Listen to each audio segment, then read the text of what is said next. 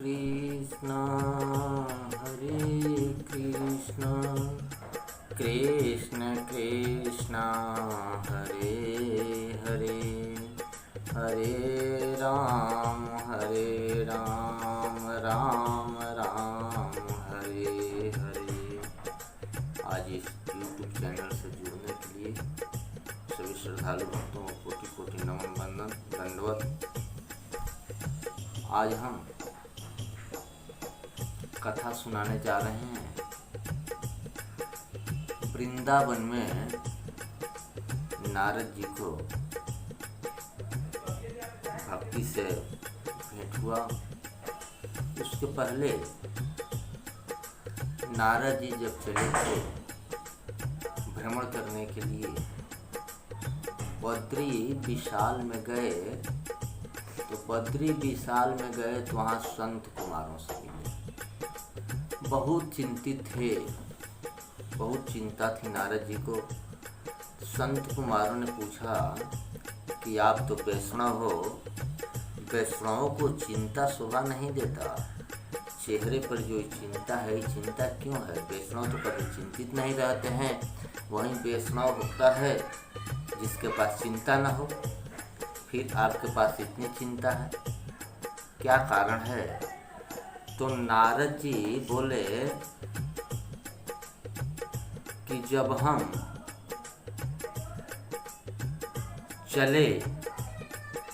चले तो देखे हमको कहीं शांति नहीं मिली। चारों जगह अशांत है, सभी जगह अशांत है। मेरा देश बहुत दुखी है, सभी लोग दुखी हैं। संत कुमार बोले कि कृष्ण का दास हुए न कभी उदास। फिर उदासी कैसी नारद जी? तो बोले कि देखिए, सत्य, तप, दया, दान नहीं रहे, सब समाप्त हो गए पृथ्वी से। मनुष्य बोलता है कुछ और उसके मन में रहता है कुछ और करता है कुछ और। कुछ और क्या कहूँ? उदरम भरिणो जीवः, जो जीव है अपना उदर भरने के चक्कर में पड़े हुए हैं, अपने पेट पोषने के चक्कर में पड़े हुए हैं। उसके बाद उनको कुछ नहीं चाहिए, सिर्फ पेट पोषना है। पेट पोषने के लिए लोग कुछ भी कर देते हैं। समाज में किसी को सुख शांति नहीं है। मैंने अनेकों स्थानों का भ्रमण किया, फिर भी मुझे शांति कहीं नहीं मिली। धर्म और ईश्वर में जब तक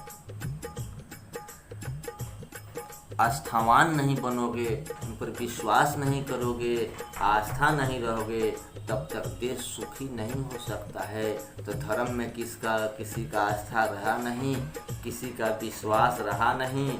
जिसके जीवन में धर्म का आस्थान प्रधान नहीं है, उसे जीवन में कभी शांति नहीं मिल सकती। वो तो आसान ही रहेगा ना।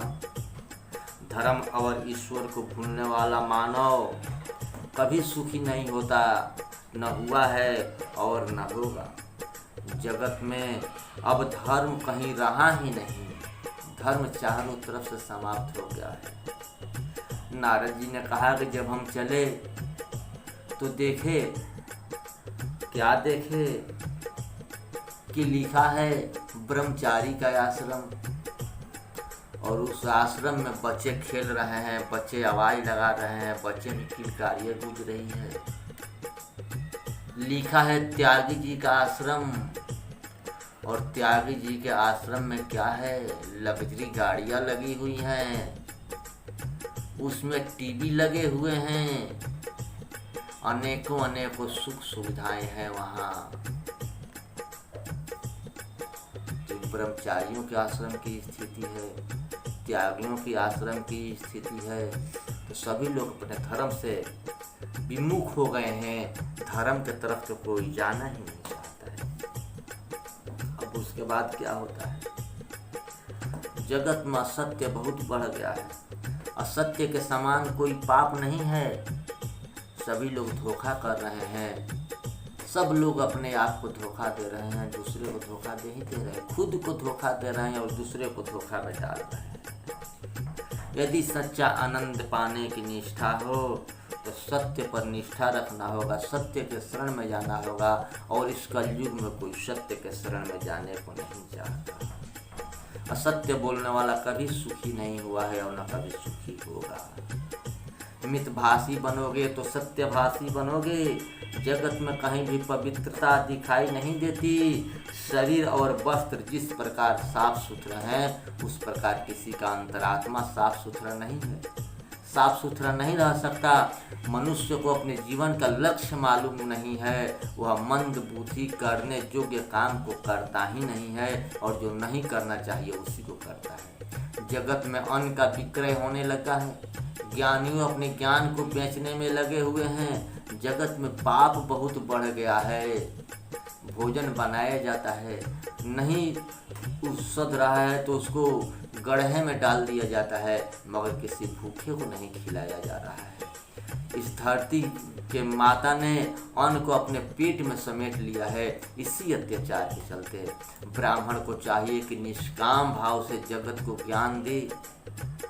अन्न दान से भी ज्ञान दान श्रेष्ठ होता है, मगर वहाँ ज्ञान भी बेचा जा रहा है, वहाँ ज्ञान को भी बेचा जा रहा है।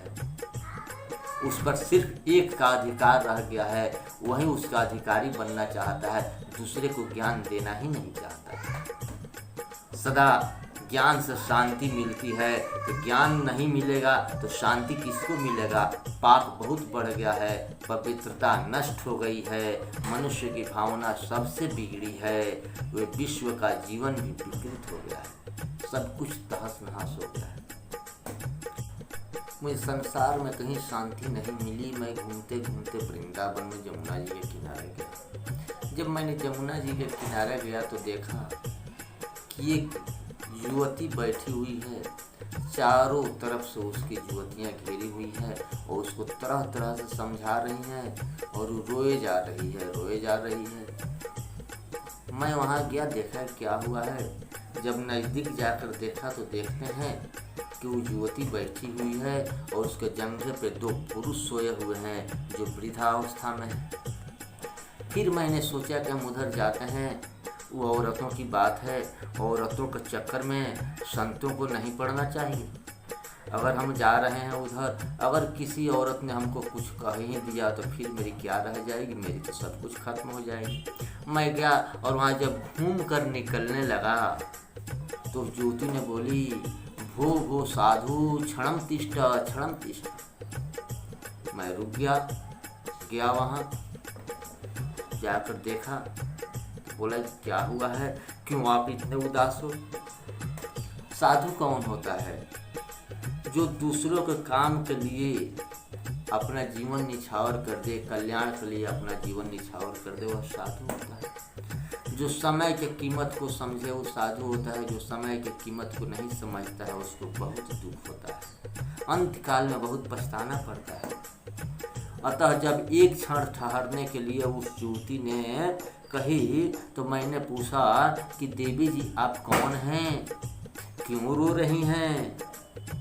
उस युवती ने कहा कि मेरा नाम भक्ति देवी है, मैं भक्ति देवी हूँ। ये ज्ञान और वैराग्य मेरे पुत्र हैं जो इस समय वृद्ध हो गए हैं। मेरा जन्म तो द्रविड़ देश में हुआ, महान आचार्य दक्षिण भारत में प्रकट हुए। श्री शंकराचार्य जी, श्री रामानुजाचार्य जी, सभी लोग दक्षिण भारत में ही पैदा हुए। बोली कि मेरा कर्नाटक में, मेरा दक्षिण भारत में उत्पन्न हुई, कर्नाटक में मेरा पालन पोषण हुआ और मेरी वृद्धि भी वहीं हुई। आचार विचार जहाँ शुद्ध होते हैं वहीं भक्ति को पुष्टि मिलती है। आचार विचार जहाँ शुद्ध नहीं होंगे वहाँ भक्ति पुष्ट नहीं होगी, भक्ति क्षीण होती चली जाएगी, वृद्ध हो जाएगी। विचारों के साथ साथ आचार भी शुद्ध होने चाहिए। कर्नाटक में आज भी आचार्यों की शुद्धि देखने को मिलती है। आज भी वहाँ लोग जो एकादशी व्रत करते हैं, अभी आज वहाँ का एकादशी व्रत निर्जला ही होता है, वो लोग निर्जला ही एकादशी व्रत करते हैं। एकादशी अथवा दिवाली नहीं होती, यहाँ तो लोग एकादशी करते हैं तो तरह तरह के पकवान बनते हैं। साबूदाना की खिचड़ी लोग बनाते हैं, जो कि आटा की पूड़ी बनती है, न जाने क्या क्या बनती है। यहाँ तो दिवाली मनाई जाती है, मगर दक्षिण भारत में अभी आज भी लोग निर्जला एकादशी करते हैं। वहाँ एकादशी को दिवाली नहीं मानी जाती। अब क्या हुआ, मैं गुजरात में गई तो जीर्ण हो गई। गुर्जरे जीर्णता गुजरात में जाकर मैं वृद्ध हो गई।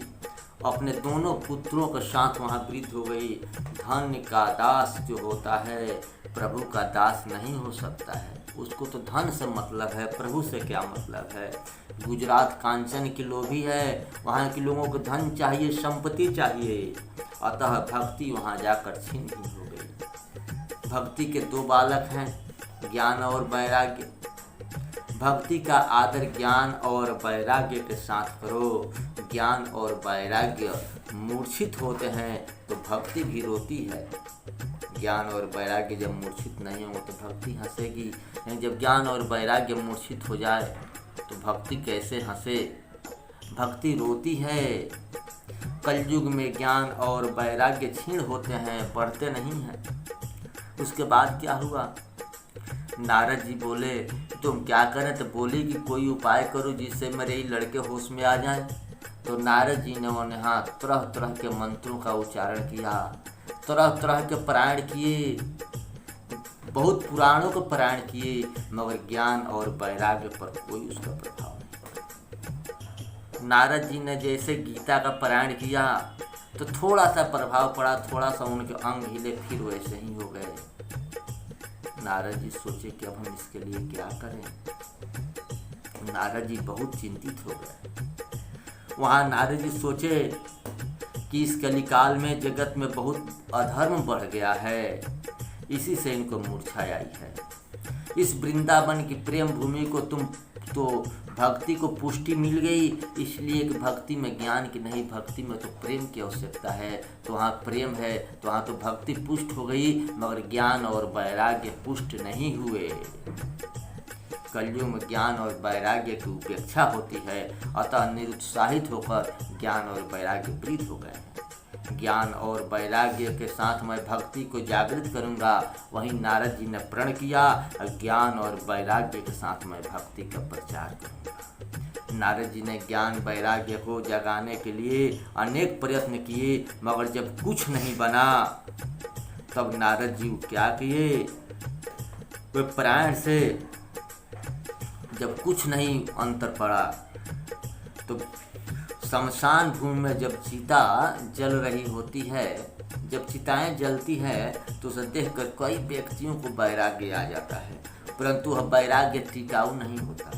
क्या हुआ, जब राम ने बाली को मार दिया था, सुग्रीव जब जला कर आए, अंत्येष्टि करके आए, तो भगवान से बोले कि भगवान हमको कुछ नहीं चाहिए, हमको राजपाट कुछ नहीं चाहिए।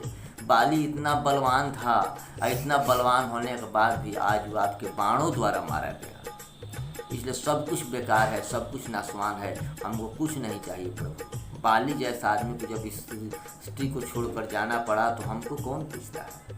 भगवान बोले कि देखो सुग्रीव, या इसको श्मशानी ज्ञान कहते हैं, जो भी चीता जलाने जाते हैं सब लोगों को यह श्मशानी ज्ञान होता है। अच्छी बात है कि तुमको श्मशानी ज्ञान हुई, चलो तुम आगे की जो उसका क्रियाकलाप है उसको करो। तो जब लाश जलती है तो सबों को वहाँ वैराग्य होता है, सबको लगता है कि सब कुछ बेकार है, सत्य क्या है, तो राम नाम ही एक सत्य है।